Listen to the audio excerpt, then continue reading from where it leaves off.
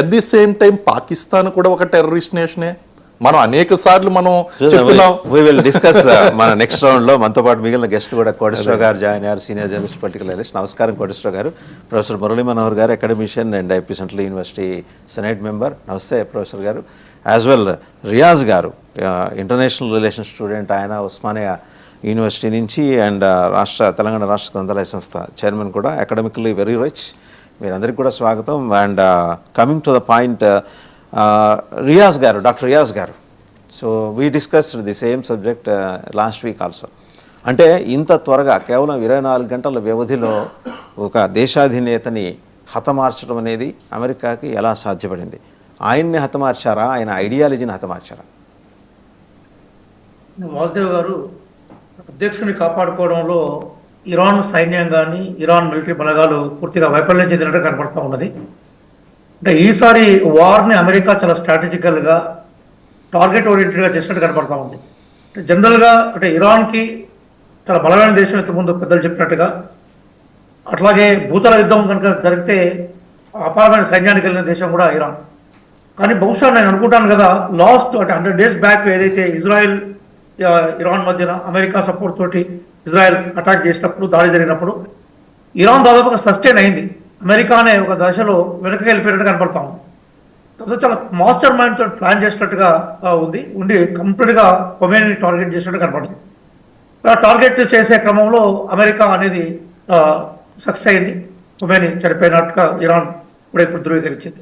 ఇప్పుడు ఇష్యూ ఏంటంటే, జనరల్గా వాళ్ళంతా కూడా మేము revolutionary guards supreme command, supreme కౌన్సిల్గా ప్రకటించుకున్న గవర్నమెంట్ ప్రకారం ఉంది. వాళ్ళు రిటాలియేషన్లో భాగంగానే ఇంకా అటాక్స్, అంటే అమెరికా ఇజ్రాయెల్ బేస్ మీద అటాక్స్ కొనసాగుతూ ఉన్నాయి. ఇమ్మీడియట్గా ఖొమేనీ చనిపోయిన తర్వాత సస్టైన్ అయ్యే క్రమం ఎట్లా ఉంటుంది, దాన్ని మళ్ళీ దాడులు కంటిన్యూ చేస్తారా, ఇమ్మీడియట్గా సరెండర్ అయిపోయి చేస్తారనేది రాబోయే బహుశా నాకు తెలిసి ఇంకొక 10 to 12 అవర్స్లో మనకు ప్రస్ఫుటం కాబోతా ఉన్నది. స్ట్రాటజికల్గా చేసిన అటాక్లో అమెరికా సక్సెస్ అయినట్టుగా ఇరాన్ ఫెయిల్ అయినట్టుగా కనబడతా ఉంది.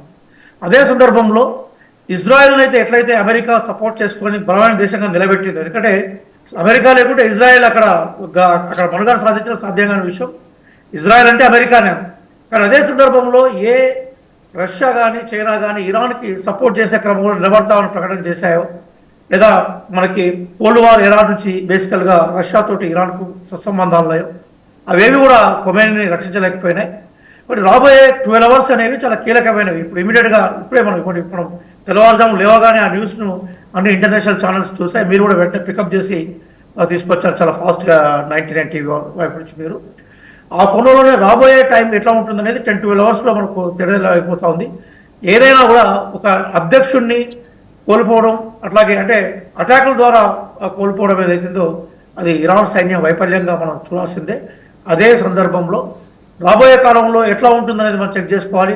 కానీ ఇక్కడ ఒక అంశం మాత్రం మనం గుర్తుపెట్టుకోవాలి. విలువలకు సంబంధించిన విషయం వచ్చినప్పుడు మాత్రం America first, America can do anything అనే స్లోగన్ ఏదైతుందో అది సామ్రాజ్యవాదం యొక్క నయా రూపంగా మనం చూసుకోవాలి.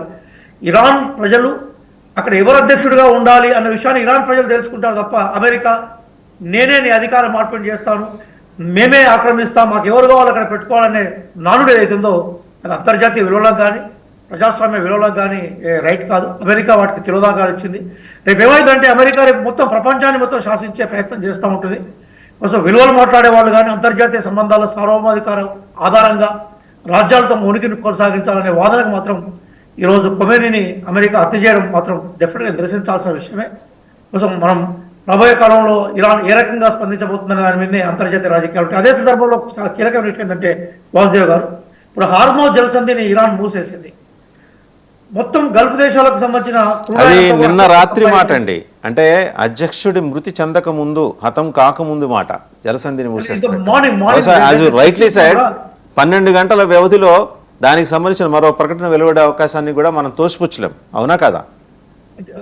అగ్రీ. అదే సందర్భంలో ఇప్పుడు మాత్రం కంప్లీట్గా హార్మోజ్ జలసంధి మూసేసినట్టుగానే మనకు వార్తలు ఉన్నాయి. వాళ్ళ ఇరాన్ కమాండోలు ఆధీనంలో ఉన్నాయి. అఫీషియల్ గా ఇచ్చారు సార్, వార్తలు ఉంటాం కాదు. అఫీషియల్ గా Iran has stated that they are closing down the strait of Hormuz అని చెప్పి నిన్న అధికారిక ప్రకటన రిలీజ్ చేసింది రాత్రి 11:30 ఇప్పుడు ఇదే కనుక కొనసాగుతాయి అంటే ఇది ఎన్ని గంటలు హార్మోజ్ జలసంధి బ్లాక్ అయి ఉంటే ఖచ్చితంగా ప్రపంచంలో ఒక సంక్షోభానికి, ఆయుధ సంక్షోభానికి, తద్వారా ఆర్థిక సంక్షోభానికి గురే అవకాశం ఉంటుంది. దాని ఇంపాక్ట్ భారతదేశం లాంటి, ఇప్పుడు మనం న్యూట్రల్గా ఉండమే రైట్ అనుకుంటున్నాం మనం ఇప్పుడు ఈ సందర్భంలో. కాబట్టి దాని ఇంపాక్ట్ ఉంటుంది. రాబోయే సటిల్ గా ఇంకొకటి గమనించే ఉంటారు డాక్టర్ రియాజ్ గారు, ఇస్లాం సమాజంలో ఉన్న వర్గ విభేదాలు కూడా ప్రస్ఫుటమయ్యాయి. షియా సంప్రదాయాన్ని పాటించే ఇరాన్కి మద్దతుగా ఇస్లామిక్ దేశాలు, మెజారిటీ ఇస్లామిక్ దేశాలు కనీసం పెదవి కూడా విప్పకపోవటం మీరు గమనించే ఉంటారు. ఓకే, అంతర్గతంగా సమాజంలో రకరకాల విభేదాలు ఉండొచ్చు, ఒక 50-70 గ్రూపులు ఉండొచ్చు, వర్గాలు శాఖలు ఉండొచ్చు. బట్ ఇస్లామిక్ దేశాలన్నీ మాటకొస్తే మేమంతా ఒకటే అని చెప్పుకొని గప్పాలు కొట్టుకుని ఇస్లామిక్ దేశాలు ఒక్కటి కూడా నోరు మెదపకపోగా గట్టిగా కుట్టేసుకున్నాయి నోరు, కనీసం ఇరాన్కి సపోర్ట్గా. ఇంకా నయం రష్యా, చైనా అట్లీస్ట్ ఖండించాయి, వాళ్ళ ఆ సంప్రదాయం లేకపోయినప్పటికీ ఆ దేశాలు ఖండించాయి. ఎందుకు ఇస్లామిక్ నేషన్స్ ధైర్యం చేయలేకపోయాయి? వాసుదేవ్ గారు, ఇప్పుడు అక్కడ మనం గుర్తుపెట్టుకోవాల్సింది ఏంటంటే మరి రాజరిక వ్యవస్థలు, ఆయిల్ పెట్రోల్ విపరీతంగా ఉంది కాబట్టి ఆర్థికంగా అవి బలమైన దేశాలుగా మనకు కనిపిస్తున్నాయి. కానీ పరిపాలనా పరంగా అవన్నీ కూడా రాజరిక వ్యవస్థను కంటిన్యూ చేసే దేశాలు. వాళ్ళ మానసిక స్థితి ప్రజాస్వామ్యాన్ని స్వీకరించే స్థాయిలో అక్కడ రాజరిక వ్యవస్థలు లేవు. ఆ రాజరిక వ్యవస్థలు, రాజరిక కుటుంబాలు సుఖంగా ఉంటే మొత్తం ఇస్లాం ప్రపంచం సుఖంగా ఉందనే నానుడితోటి అక్కడ పరిపాలన కొనసాగిస్తున్న దేశాలని. అవి ఎప్పుడు కూడా మీకు సెకండ్ వరల్డ్ వార్ తర్వాత, క్యాంప్ డేవిడ్ సమిట్ తర్వాత ఎప్పుడు కూడా దేశాలు అంటే మెజార్టీగా మనకు కనిపించే దేశాలు యుఏఈ కానీ, అట్లాగే సౌదీ అరేబియా కానీ, మేజర్గా కనిపించే దేశాలన్నీ కూడా అమెరికాకు వ్యతిరేకంగా పనిచేసే సందర్భాలు ఏమీ లేవు. అమెరికాకు వ్యతిరేకంగా తలెత్తుకొని గర్వంగా అమెరికాను ఎదిరించిన యోధుడు ఎవరైతే ఉన్నారో అతను సద్దాం హుస్సేన్గా మనం చూసాం. అతను సోషలిస్ట్ పార్టీకి సంబంధించిన వ్యక్తిగా అతను ప్రకటించుకున్నాడు. అతను కూడా అంతమంది గల్ఫ్ దేశాలు ఏం సపోర్ట్ చేయలేదు. సద్దాం హుస్సేన్ ఉరిదీసినప్పుడు కూడా గల్ఫ్ దేశాల స్పందన మనం ఏం బేసికల్గా మనం చూడలేదు. ఇప్పుడు వాళ్ళ ఉద్దేశం ఏంటంటే అమెరికా ఏమనుకుంటుంది, ఒకవేళ కనుక ఇరాన్ కనుక లొంగిపోతే మధ్యప్రాచ్యంలో వాళ్ళు ఎదిరించే వాళ్ళు ఎవరు లేరు, మిగతా అంతా కూడా అమెరికా తలకి అనుకూలంగా ఊపే తలాలు తప్ప మిగతా ఏమీ లేదు. ఇప్పుడు అమెరికా టార్గెట్ ఏంటి, ఇరాన్లో కొమేనీ పోతే లేదా ఇరాన్లో ఇప్పుడున్న వ్యవస్థ కనుక ధ్వంసం అయితే మొత్తం మధ్యప్రాచ్యంలో అంటే వెస్ట్ ఏషియాలో అమెరికాను ఢీకొట్టే దేశం మరేది లేదు. కాబట్టి ఇప్పుడు ఏ రకంగా వెనుజులా మీద మొత్తం నేనే పట్టు సంపాదించడానికి ఆయిల్కి సంబంధించిన ఒప్పందాలు అమెరికా చేసుకుంటుందో మధ్యప్రాచ్యంలో కూడా అమెరికా చేసుకునే అవకాశాలకి పూర్తిగా మార్గం సుగమనం అవుతుంది. కానీ ఇరాన్ సస్టైన్ కావడం అనేది మొత్తం మధ్యప్రాచ్య దేశాలకు అన్నిటి సార్వభౌమాధికారానికి వాళ్ళకు మేలుగా ఉండేది. కానీ ఆశ్చర్యం ఏంటంటే మీరు చెప్పినట్టుగా ఏ ఒక్క దేశం కూడా స్పందించకపోవడం అనేది వాళ్ళ రాజరిక పోకడలు లేదా అమెరికాకు మానసత్వంగా కొనసాగే ధోరణులే కంటిన్యూ అయినాయి. అదే వాళ్ళ బలహీనత. ఆయిల్ పెట్రోల్ ఉన్న బలమైతే ఒక సొంత ఎజెండా మీద పోవడం లేదా సార్వభౌమాధికారాన్ని కాపాడుకోవడం లేదా ప్రజాస్వామ్య స్ఫూర్తిని ప్రకటించడం అనేది ఎక్కడ కూడా కనపడలేదు.